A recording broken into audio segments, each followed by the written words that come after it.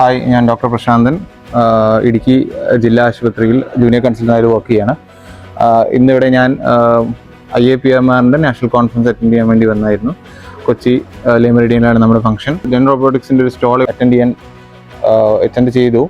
അപ്പോൾ അവിടെയുള്ള നമ്മളിപ്പോൾ റോബോട്ടിക്സിലുള്ള നമ്മുടെ ഇപ്പോൾ കറൻ്റ്ലി ഉള്ള വളർച്ചയും കാര്യങ്ങളുമൊക്കെ എനിക്കിപ്പോൾ അവിടെ എക്സ്പീരിയൻസ് ചെയ്യാൻ പറ്റി. അതിൻ്റെ ഒരു ലൈവ് ഡെമോ സെഷൻ ഞാൻ അറ്റൻഡ് ചെയ്തു.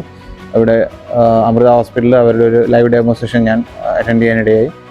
എന്തായാലും വളരെ നമ്മുടെ ഈ ഒരു റോബോട്ടിക്സിൻ്റെ റീഹാബിലിറ്റേഷനിലൊരു പങ്ക് വളരെ വ്യക്തമായി എനിക്ക് തന്നെ അനുഭവിച്ചറിയാനും അതിൻ്റെ ഫ്യൂച്ചർ സാധ്യതകളെ പറ്റിയും ഈ സ്റ്റോളിലുള്ള നമ്മുടെ റിസോഴ്സ് പേഴ്സൺസ് വളരെ വ്യക്തമായും വിപുലമായും എനിക്ക് പറഞ്ഞു തന്നു.